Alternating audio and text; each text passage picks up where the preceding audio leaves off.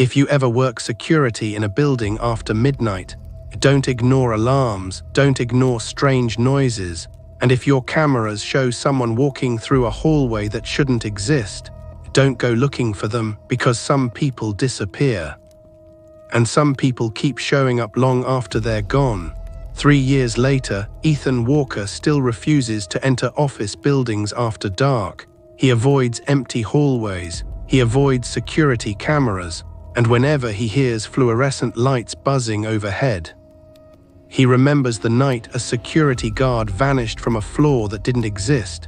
This is Tales of the Dark, and this is the story of the missing security guard. 28-year-old Ethan Walker worked overnight security at the Westbridge Financial Center in downtown Chicago.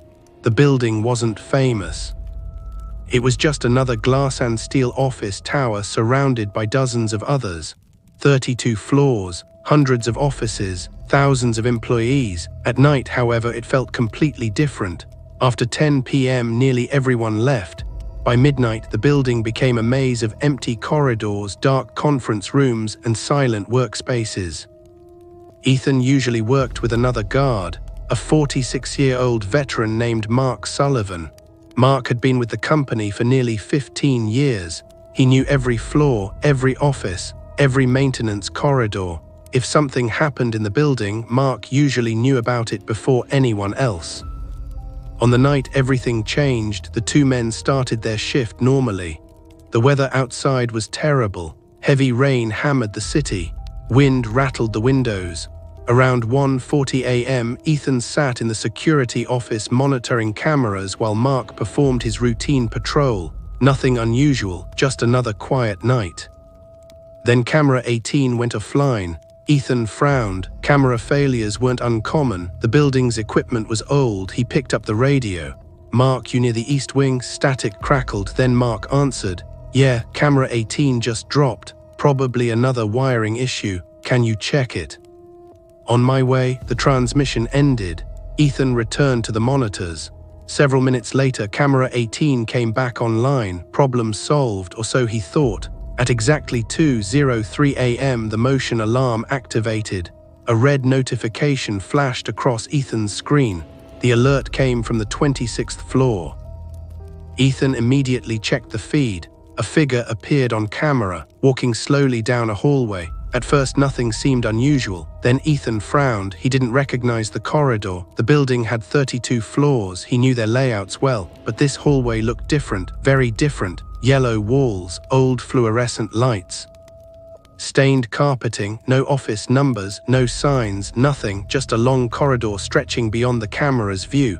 Ethan zoomed in. The figure continued walking. The person appeared to be wearing a security uniform. His stomach tightened. The uniform belonged to Mark. "Mark." Ethan grabbed the radio. No answer.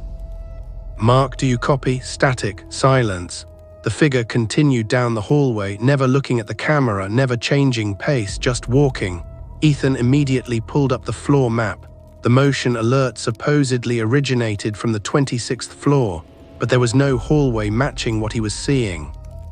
Nothing even close. Confused, he switched to nearby cameras. Camera 47, nothing. Camera 48, nothing. Camera 49, nothing. The hallway only appeared on camera 18, the same camera that had failed earlier. A cold feeling settled into Ethan's chest. He radioed again. "Mark," still nothing. Then camera 18 flickered. For a brief second, the image distorted. When it stabilized, Mark was gone. The hallway remained empty. Ethan stared at the monitor. His pulse quickened. The motion sensor remained active. Something was still moving, yet nobody appeared on screen. Then another alarm activated. This one came from the 27th floor. Then the 28th, then the 29th, one after another, as though someone was moving upward through the building impossibly fast. Ethan checked every camera. Nothing, no movement, no intruder, no sign of Mark. The alarms continued. Floor 30, 31, 32, then suddenly stopped. Silence returned. Ethan immediately called his supervisor. No answer. Then building maintenance. No answer. The storm had apparently knocked out several communication systems across the city. He was on his own. For nearly 20 minutes, Ethan searched every camera feed. Nothing appeared. Then he noticed something. Camera 18 was active again. The hallway remained visible. And now someone stood at the far end, watching the camera. The figure was too distant to identify, just a dark silhouette, motionless. Ethan leaned closer. The silhouette slowly raised one arm, then pointed directly toward the camera, toward him. The image immediately cut to static. Ethan jumped back. His heart pounded. The screen remained filled with interference. Then the radio crackled. Mark's voice suddenly emerged, weak, distorted, panicked. "Ethan." Relief flooded through him. "Mark, where are you?" Several seconds passed, then Mark answered, "I don't know." A knot formed in Ethan's stomach. "What do you mean you don't know?" The response came through heavy static. "I can't find the stairs." "What?" "I can't find anything." The radio crackled violently. Then Mark said something Ethan would never forget. "There are hallways everywhere." Silence. Then "They don't end." Ethan felt the blood drain from his face. The transmission continued. "I've been walking for hours." "Ethan." A long pause followed. Then Mark's voice dropped to a whisper. "I don't think I'm in the building anymore." The radio abruptly died, and at that exact moment, every monitor in the security room switched to the same yellow hallway. Every monitor in the security room switched to the same yellow hallway. Ethan froze. One moment he had been looking at dozens of different camera feeds. The next, every screen showed the exact same corridor. Yellow walls, stained carpet, buzzing fluorescent lights, an endless hallway stretching into the distance. His heart pounded. The hallway wasn't part of the building. It couldn't be. Westbridge Financial Center had modern offices, glass walls, and polished floors. Nothing remotely resembled what he was seeing, yet every camera displayed it. Then movement appeared. A figure emerged at the far end of the corridor, walking slowly toward the camera. Ethan immediately leaned forward. The figure wore a security uniform, Mark's security uniform. "Mark," no response. The figure continued approaching, step by step. The distance closed painfully slowly. The hallway seemed unnaturally long, as though it stretched forever. Then the radio crackled. Mark's voice returned. "Ethan." His voice sounded weaker, far away, as though he was speaking from underground. "Mark, where are you?" Static filled the speaker. "Then I found a door."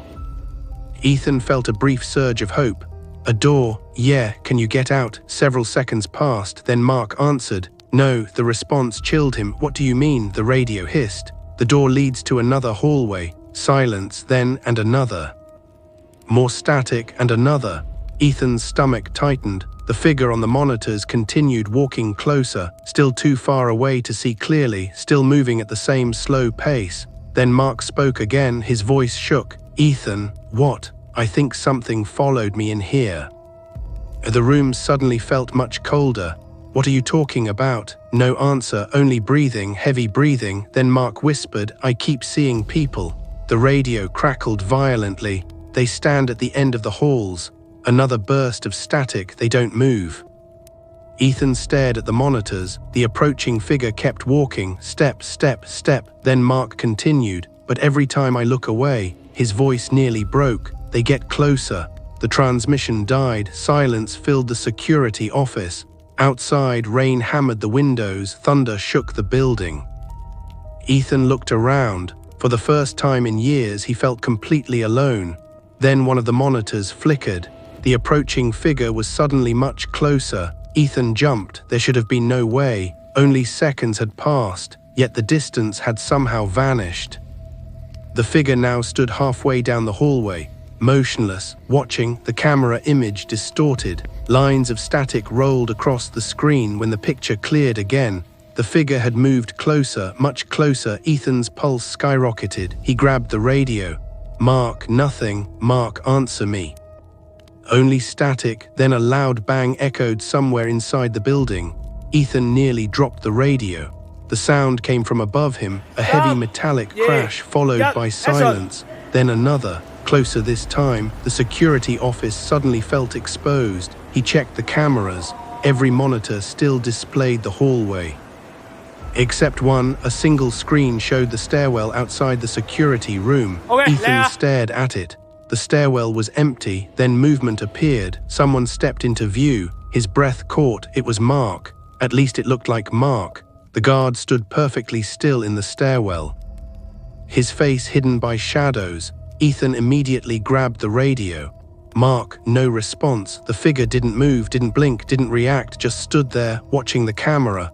Then every monitor abruptly went black. The security office plunged into darkness. The power had failed. Only emergency lights remained. A red glow filled the room. Ethan's breathing became shallow. The radio suddenly came alive. Mark was screaming, not talking, screaming, pure terror. The sound nearly made Ethan drop the radio. Then the screaming stopped. Instantly, as though someone had cut it off, silence followed, a horrible silence. Then another voice emerged, not Mark's, a voice Ethan had never heard before. Calm, quiet, male. He's gone. The transmission ended, the radio died, nothing else happened for several minutes. Then the power returned, the monitors flickered back on. Every screen returned to normal, office floors, conference rooms, parking garage, lobby, everything looked ordinary again. The yellow hallway was gone. Camera feeds showed no sign of Mark, no sign of anyone. The remainder of the night passed without incident. Police arrived shortly after sunrise. Search teams combed the building, every floor, every stairwell, every maintenance area, nothing. Mark Sullivan had vanished, completely, no evidence, no struggle, no body, no explanation. Officially, the case remains unsolved. The investigation lasted months. Eventually, authorities classified Mark as a missing person. Years passed, people moved on. The building remained open. New guards were hired, new tenants arrived. Life continued. For Ethan, however, nothing ever felt normal again. He quit shortly afterward, never worked security again, never entered another office tower after dark. But the story didn't end there, because 8 months after Mark disappeared, building management discovered something strange. An old security camera feed hidden deep within the archive system. The footage was time-stamped the night Mark vanished. At first, the recording appeared corrupted. Static covered most of the screen. Then the image stabilized. The camera showed the yellow hallway, the same hallway Ethan had seen. The footage lasted less than 30 seconds. Mark appeared on screen, walking alone, looking exhausted, terrified. He repeatedly glanced behind him, as though something was following him. Then he stopped. His eyes widened. The camera couldn't see what he was looking at, only Mark's reaction. Whatever he saw terrified him. Then the recording ended. The footage was analyzed repeatedly. No one could determine where it had been recorded. No floor plans matched the location. No hallway like it existed inside the building. Officially, yet one final detail disturbed investigators. At the very end of the video, just before the image cut out, another person briefly appeared in the distance. Standing behind Mark, watching him, the figure wore a security uniform. When the footage was enhanced, investigators identified the name tag. The uniform belonged to Ethan Walker. The problem was simple. Ethan had never been there, at least, not yet. If you are brave enough to hear more nightmares, subscribe to Tales of the Dark, and if you have your own terrifying experience, leave it in the comments or send your story by email. Maybe your nightmare will become the next story told here.